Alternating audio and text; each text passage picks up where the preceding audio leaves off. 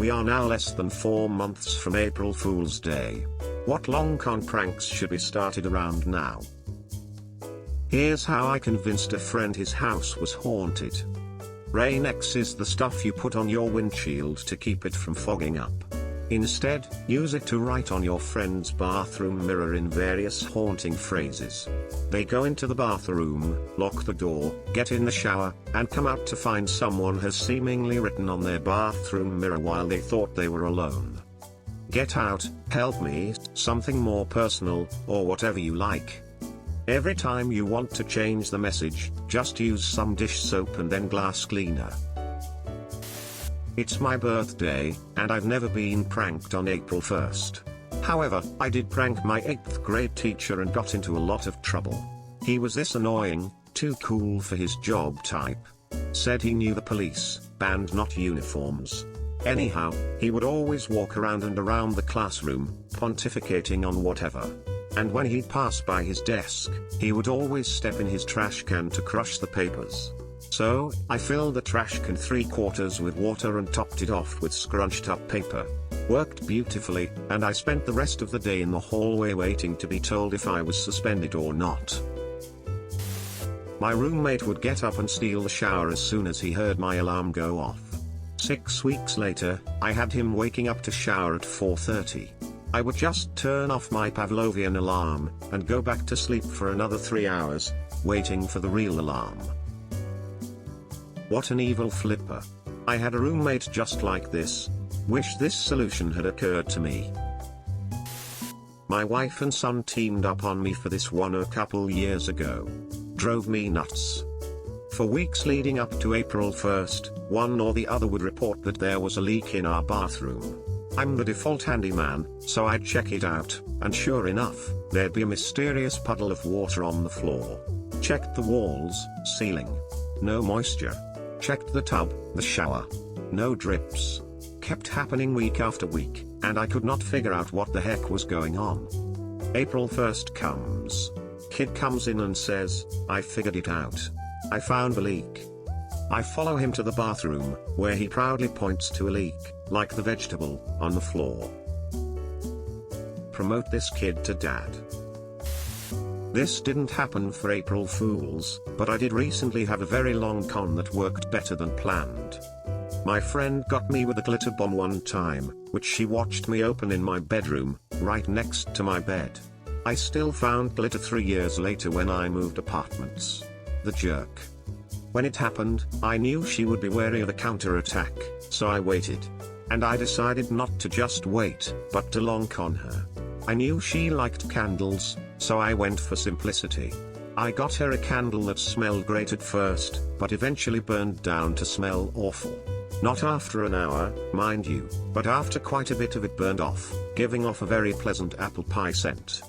Months went by, and I would see it at her place. Burned a little, but not too much. Occasionally, I would notice it getting lower, but it was slow going. I got disheartened when I didn't see it any longer, until I noticed that she had moved it to her bedstand, right by where her head would be when she slept. Oh, so sweet. She liked my gift. Cut to many more months having passed. Almost 2 years since I first got her the candle, I get a bunch of angry texts late at night. You a-hole. That flipping candle. It reeks in my bedroom. My magnum opus had finally been achieved. It turns out that she had brought her date home that night and put the candle on to set some ambience. As they're getting hot and heavy, they start to smell what she described as pure sewage. It took them 5 minutes to figure out it was the candle, and not some sort of sewage backup. Then the smell lingered for an hour. In the end, the guy was a good sport and recognized a quality prank when he sees one, so it didn't ruin anything between them, but to have a long con end that spectacularly was just better than I could have ever hoped for. This is more of a day-of situation, but it's too good not to share. At my work we clock in by punching in our employee number. Last year, one of my co-workers placed a sign on the time clock that read, "The time clock has been updated for voice activation. Please state your full name followed by, clocking in, or clocking out." All day I just heard people yelling at the time clock, trying to clock in. It was incredible. My manager was in on it too, so no one was made late because of it. Just good clean fun. One April Fool's Day, I got a text from a wrong number. It happens, but he was nice, so we kept talking from time to time. His name was Jeff. Talked about video games, music. I feel like I made a really great friend. I told all my friends about it. Lasted a few weeks, then stopped. Fast forward to the following April Fools, and Jeff texted me. I was like, oh shoot, what's up man? We texted a bit, when finally my friends broke down and said, dude, Jeff has been us the whole time, we just forgot to tell you last year. In 8th grade, I pranked a kid who picked on me by writing his name on a piece of paper, a spare copy of some homework or something, that was filled out so it looked legit, ripping it up so that his name was clearly visible, and when nobody was in the room, I stuffed the bits of paper into the grill of the blower that pushed warm air in to heat the room. People had been doing this for a while, and it was driving the teacher nuts, and she had threatened a dire punishment to the next person that did it. Edit. For everybody asking what happened, he got punished. The teacher didn't believe his claims of innocence because I mimicked his handwriting, and he was clueless about who had framed him, probably because I wasn't the only kid he picked on. When I was in high school, I brought a bag of garlic-flavored jelly beans to school to prank my friends on April Fools. Instead, a classmate grabbed them out of my bag during group work. It was a school with under 100 students, so everyone knew I brought extra treats, and I hear some mod shouting from across the room.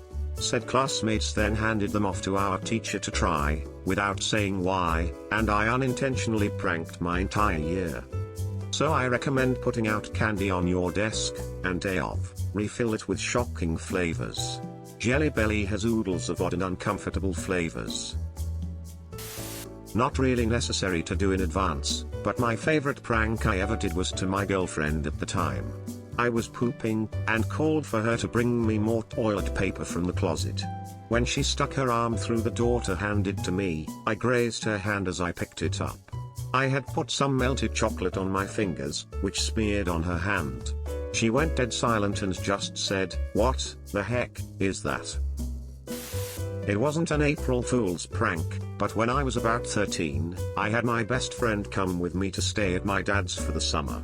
He worked the graveyard shift fixing those old credit card phones on airplanes, and one night we were getting goofy from staying up way too late, and my friend thought it would be hilarious to hide every one of our just laundered socks around the house. In the fridge, in the coffee pot, literally everywhere we could think. He'd find one at 5 a.m. when he got home. For some reason, after my friend passed out, I thought it would be even funnier, spoiler, it was, if I went back and collected all the socks, put them back where we got them, and pretended like it never happened. I found every single one of the probably 40 to 50 individual socks we hid, and went to sleep. The next morning he giddily runs downstairs, and asks my dad, "So, how'd you enjoy all those socks?" Dad naturally had no clue what the heck he was talking about, and I played it completely straight, to the point he was convinced he had the most ridiculous dream ever. I didn't tell him right away because it was too darn funny. After we got back when summer was over, I told no one. Not my dad, not my mom, none of my friends, and my friend would bring it up once in a while, and his version of the story was so well told and hilarious that everyone always got a kick out of it. So I just kept my mouth shut and laughed along. Eventually he went into the Air Force, mind you that was after a good 5 years since the sock dream, and I didn't see him for probably another 4 years. This man told this story to every one of his armed forces buddies over that time, and so many friends before that. For almost 10 flipping years I let this go on, until finally when he came back to visit after he was out of the force. He had a big family welcome home party, and the story came up again. At this point many people there had heard the story 100 times and still loved hearing it, and I finally told him, and everyone there, some of which were my own family, and I still had never told a single soul the true story, that the whole thing actually happened, and that I had collected every sock afterwards. I don't think any of us laughed that hard in our entire lives. It was such a stupid thing, but his version was so hilarious.